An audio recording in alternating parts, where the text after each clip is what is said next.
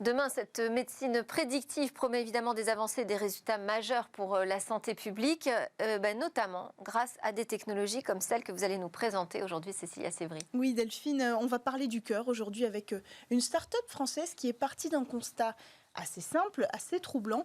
Un décès sur 3 aujourd'hui dans le monde est causé par un accident, par une maladie cardiovasculaire aujourd'hui. D'ailleurs, en France, ici, c'est même la première cause de mortalité chez les femmes, un chiffre qui a augmenté ces dernières années, alors que celui des hommes a eu tendance à diminuer. Mais ça, c'est un autre sujet qu'il faudrait traiter. Quoi qu'il en soit, 50% des gens qui meurent aujourd'hui d'un accident cardiovasculaire ne présentaient pas de symptômes. Et ça, c'est un vrai problème, parce que c'est très compliqué de prédire ce genre de maladie. Alors, un docteur et chercheur français a décidé, lui, de créer sa start-up qui s'appelle Sensoria Analytic et qui va offrir aux médecins un véritable outil d'analyse prédictive, parce qu'aujourd'hui, pour faire un dépistage, il faut aller à la maison du cœur, c'est très long, il y a plusieurs rendez-vous.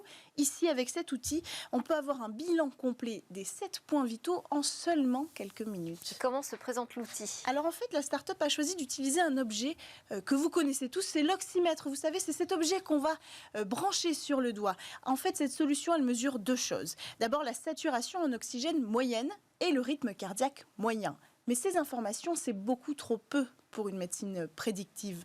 Donc la solution a été d'apporter une nouvelle lecture à cet objet, l'oxymètre, grâce à l'intelligence artificielle.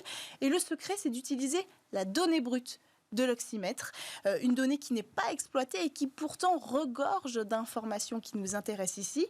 Pour comprendre toutes ces informations brutes, il fallait créer les algorithmes adaptés, et c'est chose faite par la société française. Et comment a-t-elle accès justement à l'information brute de l'oxymètre ? Oui, en fait, elle est allée chez les fabricants.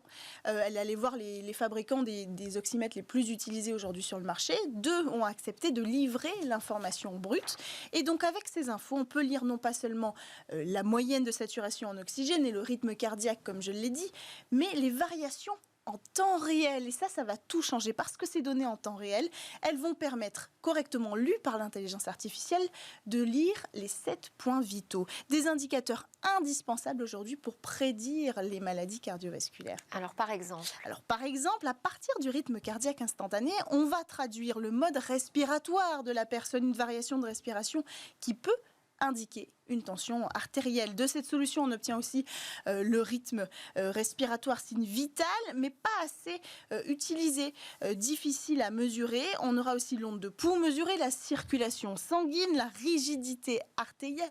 Tout ça, ce sont des informations scientifiques qu'on a assez peu l'habitude d'identifier, mais surtout en comparant toutes ces informations, le plus important, c'est que on peut identifier les irrégularités cardiaques, chose encore plus rare à identifier, et qui vont permettre d'alerter son médecin, tout ça en 2 minutes seulement.